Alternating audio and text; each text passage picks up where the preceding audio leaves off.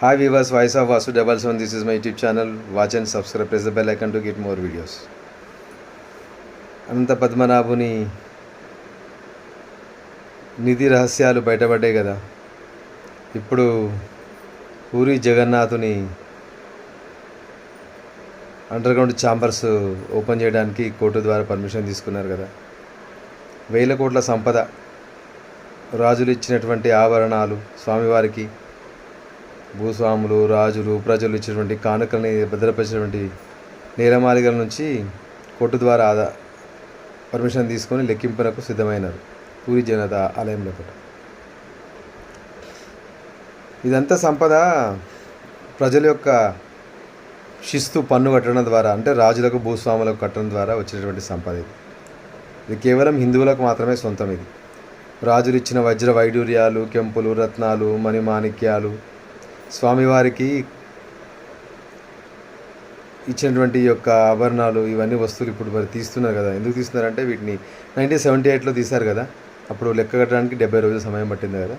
ఆ ఉన్నటువంటి యొక్క ఆభరణాల యొక్క లెక్క జియో ట్యాగింగ్ వేసి వాటిని కరెక్ట్గా లెక్క కట్టి భద్రపరచడం కోసమే నేలమాలిగను తెరుస్తూ ఉన్నారు.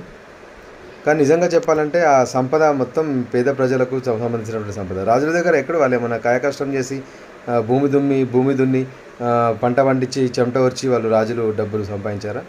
పేదవాడు కప్పము పన్ను శిస్తు చెల్లిస్తే ఆ వచ్చేటువంటి సొమ్ముని స్వామివారికి బహుమతిగా, గిఫ్ట్గా రాజులు, భూస్వాములు ఇచ్చారు కదా. ఇచ్చినటువంటి సంపద కేవలం హిందువులకు, ప్రజలకు మాత్రమే సొంతం. ఎట్లయితే ట్రావెన్కోర్ సంస్థానము కేరళ లోపల ప్రజల నుండి మొక్కు పిండి వసూలు చేసినటువంటి డబ్బుల్ని, నగలు, వజ్ర వైడూర్యాలు, బంగారము, వెండి, ఇవన్నిటినీ స్వామివారికి దానధర్మం, అంటే స్వామివారికి బహుమతి రూపంలో ఇచ్చి నేలమాలిగల లోపల దాపెట్టినటువంటి సొమ్మంతా అది ప్రజల సంక్షేమానికి వాడాలి. కేవలం హిందువుల సంక్షేమానికి మాత్రమే. ప్రజలంటే మళ్ళీ ఇందులో ఇతర మతస్థులు కాదు మళ్ళీ. ఎందుకంటే హిందూ ధర్మ పరిరక్షణ కోసము ఈ యొక్క సొమ్మును వెచ్చించాలి. ఈ జీర్ణోద్ధరణ లేని దేవాలయాలకు, హిందూ సంస్థలకు, హిందువులకు ప్రత్యక్షంగా ఈ సంపద అనేది చెందాలి. కానీ వీటిపైన ప్రభుత్వాల హక్కు ఉండొద్దు. ఈ యొక్క సంపదను ఖచ్చితంగా హిందూ ధర్మ పరిరక్షణకు, హిందువుల కోసం మాత్రమే వాడాలి. ఎందుకంటే ఈ సొమ్ము ఇప్పుడు దేవాలయానికి ట్రస్ట్, దేవాలయాలకు నగలు కానీ డబ్బు కానీ ఎవరు ఇస్తారు చెప్పండి? హిందువులే కదా ఇస్తారు. ఇతర మతస్థులు వచ్చేమన్నా హిందూ దేవాలయాల హుండీలో పట్ట డబ్బులు, కానుకలు, వజ్ర వైడూర్యాలు ఇవన్నీ ఏమన్నా ఇస్తారా? ఇవ్వరు కదా. చరిత్రను చూసుకుంటే అప్పటి నుంచి కూడా మన హిందూ దేవాలయాలు సంపన్నమైనటువంటి దేవాలయాలుగా ఉండే. ఎందుకంటే అత్యధికంగా మన హిందువులు దేశంలో కూడా హిందువులు ఉంటారు కాబట్టి దేవునికి వాళ్ళు సంపాదించిన దానిలో కూడా కొద్దిగా గొప్ప ఎంతో దానం, అంటే బహుమతిగా కానుకల రూపంలో ఇచ్చేవాళ్ళు. ఇచ్చేటువంటి సంపద మొత్తం ఆ యొక్క దేవాలయానికి సంబంధించినటువంటి సంపద రూపంలో ఉంటుంది. మరి ఇప్పుడు ఆ సంపద వెలికి తీసినప్పుడు అది ఎవరికి సొంతం చెప్పండి?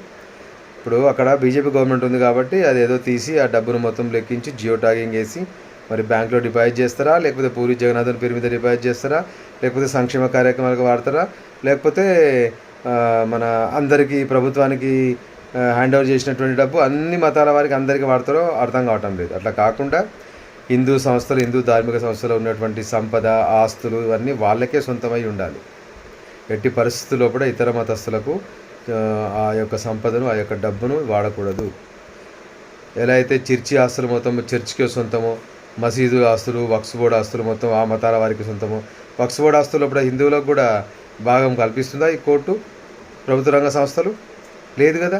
ఎవరి మతంగా ఉన్నటువంటి యొక్క ఆస్తుని ఆ మతాల వారికి వాళ్ళకే చెందుతాయి కదా. అదేవిధంగా హిందువులకు సంబంధించినటువంటి ఈ యొక్క ధార్మిక సంస్థలు ఉన్నటువంటి ఆస్తులు కూడా ఖచ్చితంగా హిందువులకే చెందాలి.